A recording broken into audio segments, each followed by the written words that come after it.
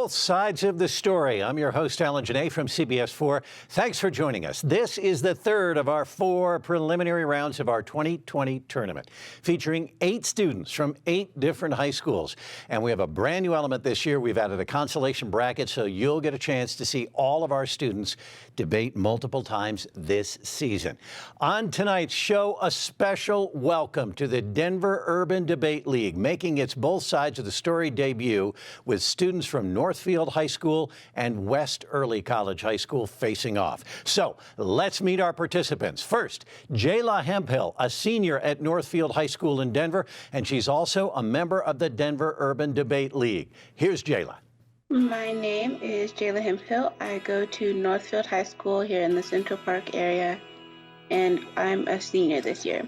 My debate style, it's very sarcastic. I do like to include sarcasm and the occasional comparison that really puts things into perspective. After I started debating, I became a lot more outspoken, and I always have been pretty outspoken, but I began to incorporate that aspect into my advocacy. Having built that speaking skill, I started giving speeches on issues such as gun control, education, and racial equality. Jayla is one of the most unique students I've ever taught. She's extremely active in the community, organizing protests over the summer with the school board.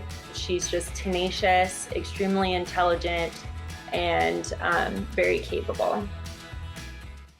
We're looking forward to her debating next. KiKai Edwards, a junior at West Early College High School in Denver, and he is also a member of the Denver Urban Debate League. Let's hear his story. My name is KiKai Edwards. I'm an 11th grader at West Early College High School. When I was a little kid, I think I was pretty mischievous. Like, I was kind of a troublemaker. I just genuinely tried my hardest to learn new things, and I was always curious, but sometimes that ended up getting me into trouble. I think one of my favorite moments of debate was just being in the cafeteria with all the different teams in schools, because you could just feel all the positive energy, and everybody was so excited about their debates, and whether or not they had won or lost, they were just having a good time being there. One of the unique things about KiKai that really stands out is that he has taken his skills as a debater to the practical world, where he's joined Student Voice and Leadership, and in that club he is able to use his voice and his knowledge and his political context to speak out about social justice issues in our school community. What a positive force. Also joining us is our special panel of experts who will offer their analysis of our debate today.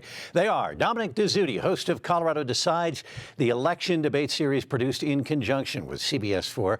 He's joined by Patricia Calhoun, editor of Westward, and a regular part of the Colorado Inside Out panel. Okay, time to set some ground rules right now. Each side will present their case, ask each other questions, and have a chance to offer rebuttals. When it's finished, we'll go to our illustrious panel for their own questions, and we'll find out who they felt offered the best arguments. So let's get started. The issue up for debate is this: should urban camping bans be allowed in Colorado? And let's have our coin flip right now and get ourselves underway. Jayla, I'm going to allow you to call it, so go for it. Heads or tails? I'll take heads. And heads it is. So you choose. What would you like, the affirmative or the negative? I'll be affirmative. So Jayla, as the proponent during this round, the floor is yours to start now for 3 minutes. Have at it. Cities are under considerable pressure to deal with urban camps because they pose serious risks to public health and make public spaces appear uncomfortable. A public health approach means working with residents to implement a safe, evidence-based, and effective approach rather than ending up in court proceedings that are not evidence-based or even increase harm. In this case, it's best to view this through a utilitarian perspective. Nobody benefits from the homeless being given the ability to sleep in inappropriate spots around the state. The chronically homeless are often people who are mentally ill, often arrested for crimes, sleep in public places, and set up unhealthy tent camps in parks. Many of the public health controversies related to homelessness mentioned previously relate to health and safety concerns of people sleeping in public places rather than their mental health problems. A prime example of neglect in this line of thought is claiming that the ban should not be enforced. as it shifts focus to where people sleep at night rather than what got them there in the first place. The Denver homeless ban allows a person to protect themselves from the elements by staying on any public or private property with proper permission. A person may not camp on public land such as sidewalks, streets, car parks, or other places. It is legal to sit, lie down, and camp in public unless someone completely blocks the sidewalk or poses a threat to public safety, public health, or the safety of others. While states do not criminalize those who are homeless in public spaces, they may criminalize behaviors that are an inevitable consequence of homelessness, such as lying down or sleeping on the street. The ordinance text states that the population as a whole may not, quote, obstruct the highway, street, sidewalk, railway, waterway, building entrance, elevator, aisle, stairway, or hallway to which the public or a substantial group of the public has access, unquote. This is a vital differentiation as we work towards derailing the stigma surrounding homelessness. Framing the topic at hand as a deliberate attempt at inconveniencing people based on their socioeconomic status does nothing but encourage treating a marginalized group of people as charity cases. Between the enactment of the, quote, ban in 2013 and the time period between then and February 2019, 18,000 contacts were made, but only 32 of them resulted in citations, which means less than 1% of contacts in reference to this ban received citations, and so this issue is numerically insignificant. Unless there's a direct response, public parks will be exposed to increased waste and hygiene loads, which threatens the environmental integrity of the park resources, according to the city. An example of this is when authorities in Austin lifted the ban on public encampments. The homeless became more visible in public parks where they gather in large numbers, a risk truly not worth running amid COVID concerns.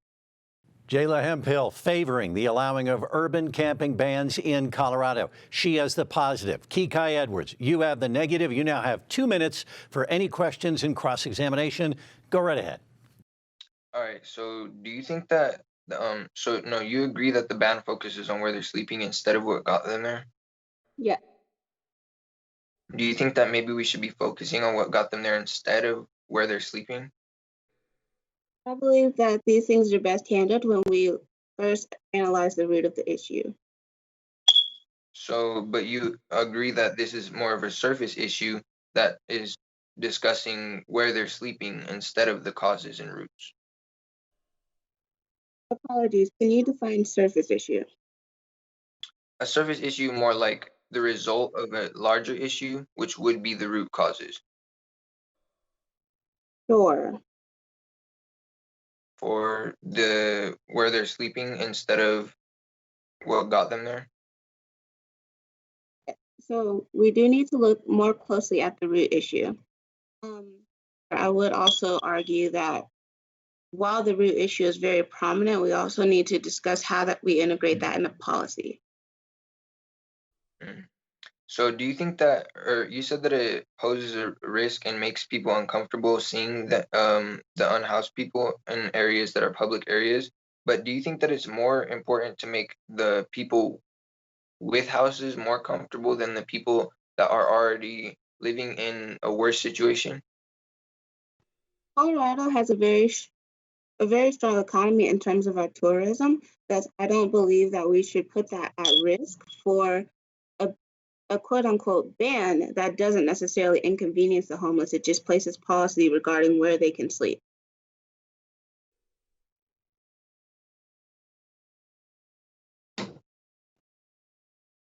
I think that's all I have.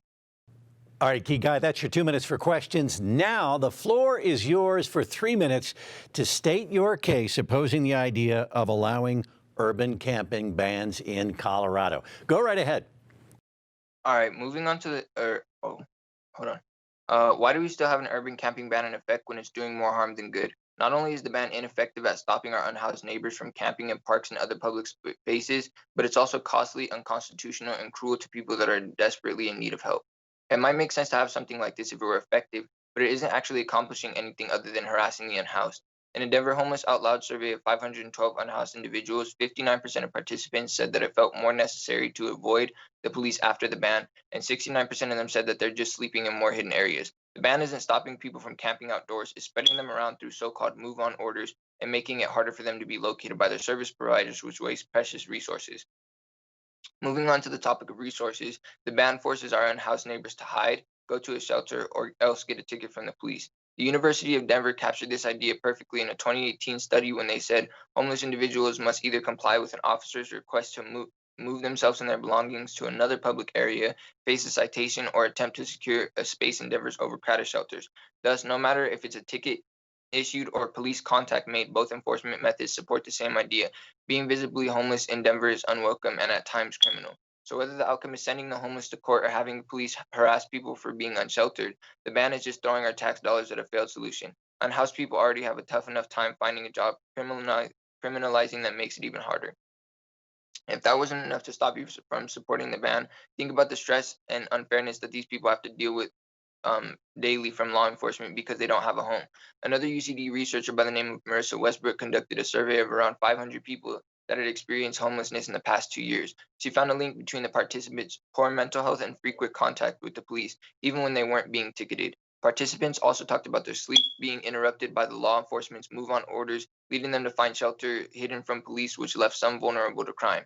Sleep deprivation is downright cruel. There's a reason it's a popular torture tactic. But more importantly, sleep deprivation qualifies as cruel and unusual punishment in the constitutional sense. And since the urban camping ban enforce sleep deprivation through move-on orders, it's unconstitutional. And that's bad enough without considering the other risks that it inflicts on the homeless population.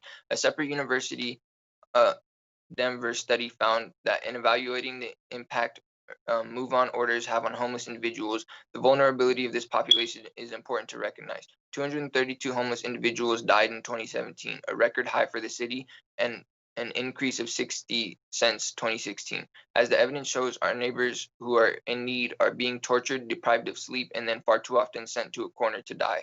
The urban camping ban isn't good for anything other than harassing the unhoused and wasting our tax dollars. It's ineffective and doesn't stop people from camping. It just makes it harder for service providers to find and help them. It's harmful to the part of our society that needs the most help, especially during these most difficult times. Vote no and ban the urban camping ban. KiKai, thanks very much. All right, Jayla, your 2 minutes right now for questions and cross-examination. Go right ahead. Great. So does the discussion of arguing that the ban is costly not put a price tag on human lives? I don't think that it does put a cost tag on human lives because it's just comparing the cost of the actual ban while also explaining how it harms the human lives. And do you believe that it would ultimately be safer to lift the ban? I think it would be safer for a lot of the people that are being, like the homeless people that are being harassed by police, and also the ones that have to be basically shoved into more dangerous parts of our community because they're not allowed to sleep where they feel more comfortable. Okay. And do you believe that tackling an issue that ultimately only resulted in 32 citations is actually worth the time? I do, because I read a study that each citation cost, and this was from a while ago, but each citation costed about like $1,100 on average for like tax or from our taxes. So that's still a lot, and it's more than should be necessary because people shouldn't be criminalized anyway just for trying to find a place to sleep. All right. And what do you believe that we should put those tax dollars towards? I think we could put those tax dollars towards maybe a more permanent shelter for them, or maybe more resources, but I don't think that it's as effective being used to criminalize them and prosecute them. Okay. And final question. Would putting tax dollars towards housing for the homeless not decrease the economy in Colorado and force our housing prices down? It may force the housing prices to go down, but it would also be it would be better for the economy too, because as you stated, if tourism is making so much money for us, it would be more appealing to be here with less homelessness everywhere. All right, that'll have to do it for this round of questions. As the affirmative right now, Jayla, you now have 2 minutes for a rebuttal. Go right ahead. Yeah. Arguing that the ban is possibly puts a price tag on human lives. The order demands that the homeless not sleep in places such as sidewalks where they could be trampled, waterways where they could drown, railways where they could be hit, etc. Citations are irrelevant in this case. 32 citations costing roughly $1,100 each means only $35,200 was spent in that 6 years, which means that if we put that towards permanent housing in the same time period, only $35,200 is going to permanent housing, which ultimately does nothing in the case of the state. Yes, currently shelters are overcrowded, and the affirmative does acknowledge that. However, they will provide more resources than the streets. The affirmative fails to understand how maintaining public safety and the safety of the unhoused is cruel or harassment. Fortunately, the ban was ruled constitutional as of recent. The ordinance, quote, on its face, is not directed toward homelessness. Rather, it prohibits an activity often associated with homelessness, just like a law prohibiting drug possession prohibits an act often associated with addiction. At this point, it's very important to again draw that distinction and create a line between what is truly stigmatizing homelessness versus what isn't. In this case, putting only $3,500 roughly towards homelessness and permanent housing does nothing in the case of homelessness, nor does it help a large amount of people. Apparently, 230 people died a few years ago. But in this case specifically, it doesn't make sense to put $3,500 to their lives in general, ultimately making the negatives case null. Thank you very much, Jayla. And now, the question today on both sides of this story: should urban camping bans be allowed in Colorado? KiKai Edwards, you now have 3 minutes to respond and close. Go ahead. Okay, so the other argument doesn't really make sense because it phrases it in a way that it states that our state is valuing tourism money more over homeless lives at a time where we're hardly getting tourists anyway because of the current climate of our country and the world at the moment. And it also makes it seem okay to harass unhoused people and deprive them of sleep because they're constantly being woken up from their sleep and being told to move on to somewhere else, which they either like it's not as safe for them, or they end up at another public place, which they're just going to be told to move from then to. And this cycle continues, depriving them of their sleep and comfortability. And they said that it's not prohibiting homelessness, but the act of sleeping in public spaces is, like they said, widely associated with being homeless because that's one of the things that's necessary for them. Since they don't have a home, they have to sleep in areas that are more accessible for them. And for the ban to be making that harder for them and to criminalize them and deprive them of their sleep because they're trying to find a comfortable place to sleep, that is harassment for them, and it's depriving them of their sleep, which is cruel, very cruel and unconstitutional. And I agree that that much money would not have done much in the way of public housing, but that could have been used, like that money still could have been used for more useful purposes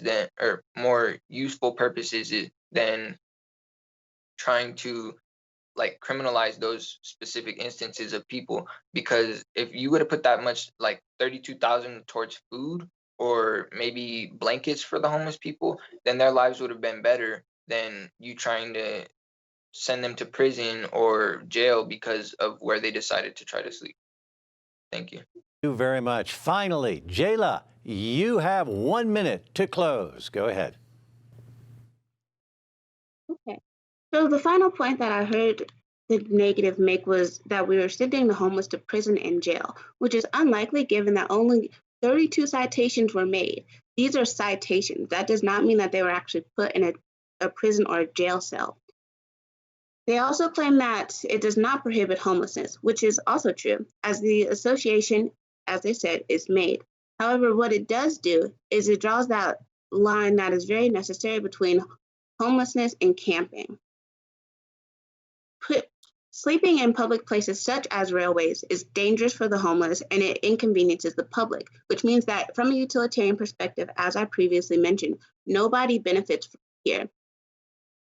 This is not a case of harassment, and the affirmative is not claiming that it's okay to harass the unhoused. Ultimately, what the law enforcement is trying to do here is protect everybody. However, unfortunately, that does tend to cross into inconvenience, not necessarily harassment. As of right now, there are no tourists because of COVID, as the negative claimed. But that does not mean that COVID will never end, and that does not mean that homelessness is going to stop existing because of COVID. After COVID ends, homelessness will still exist, and then we will have to concern ourselves with tourism, likely sometimes in the next few years. Jayla Hemphill, thank you very much. KiKai Edwards, thank you very much. A great debate today on this important issue of urban camping bans in Colorado. Let's now go to our panel of experts and get their thoughts on what they saw. Dominic, what do you have? Alan, thank you very much. Jayla, KiKai, you both did a fantastic job on a very difficult topic. We've debated it around this very table a lot of different ways, and you both did a great job. But your job is not over. We're going to ask you a couple of questions ourselves. Let me start with Patty Calhoun for a question for Jayla. Patty? Jayla, you mentioned the citations a few times. When you only have 32 citations, under 1% of the stops, does that indicate that the law just simply couldn't be enforced, or does it indicate a lack of will to enforce the law? I think that it indicates more or so that the law simply wasn't willingly enforced. That's a fair answer. Let me kind of follow up on one of your points, Jayla, about much of your case talks about the camping bans are actually about where people sleep and not about them being treated. But if it's about where they sleep and just kind of moving that along, do urban camping bans simply kick the can down the road, kick the problem down the road for cities rather than address the real problem? Not necessarily. Asking the homeless to move from inconvenient places, I believe it's actually something that works a little bit more towards the problem. What it does is it begins to prioritize their safety, which ultimately creates a very useful pathway to addressing their mental health and other issues that contribute to homelessness. Okay. Well, KiKai, you're not off the hook either. We're going to have a couple of questions for you. Patty, your question for KiKai. Well, KiKai, as you know, this law was found to be constitutional. I'm interested, you mentioned sleep deprivation. Are there actual constitutional cases on that? Not that I'm sure. Well, KiKai, let me follow up with the idea that we really didn't hear a lot in your case, really out of the case, about private property owners. Now, even though this is about public spaces, and that's been made clear, we're still talking about a lot of people trying to navigate around public spaces in order to get into private property. You've talked a lot about taking care of our neighbors who are homeless, but what about our neighbors who need to walk by? Our neighbors who are homeless and fear for their safety or for the problems that might be on their private property because it is right next to public spaces that are now urban camping grounds? Well, I truly believe that solutions for those issues, like trying to get to your own private property, are way easier than for a homeless person to try to find another place that they'll be safe as well, and also not in the way, because there isn't really many options for them, whereas you can always take a different route if you need to get through your house instead of walking through a park. Well, Alan, clearly this is not a problem cities will solve anytime soon, and we're going to need a couple minutes at least to figure out who won this great debate between two great students. Yeah, it's a good look at this really complicated, difficult issue. We're going to give our panel a moment to consider whom they felt won this debate. That'll give me a moment to let you know we are just beginning our new expanded season of Both Sides of the Story. Our 2020 tournament is going to feature 12 total debates, including a full consolation bracket, so you'll get a chance to see all of our students debate multiple times this fall. And to catch up on any of the episodes, go to PBS12.org. All right, Dominic, do you have a decision? We do, and like I mentioned to both of our young debaters here, this is a topic that's been debated at city halls around the state and this very table many times. You both did a remarkable job. I think many folks who are doing this professionally would be wise to get in touch with both of you to help augment their cases, because you both did a great job. Well, you both did great. Patty and I's job is to pick a winner so we can keep moving on to this Both Sides of the Story 2020 tournament. And for that, Jayla, we decided that your arguments were just a little bit stronger than KiKai's. So congratulations, Jayla. Thank you. You are very welcome. Alan, back to you. Congratulations to you both. Jayla Hemphill of Northfield High and KiKai Edwards of West Early College High School. We really appreciate your work and your thoughtful comments today. You both gave our viewers a wonderful debate. You both ought to be very proud as well. You'll go on now, Jayla, to compete against the winner from our next debate featuring students from Cherry Creek and Eagle Crest High School. And KiKai, we're going to see you again in our consolation bracket debates. There are a lot of tough competitors there as well. That's all we have time for our program tonight, and I want to thank our excellent students for accepting our challenge and participating in our debate.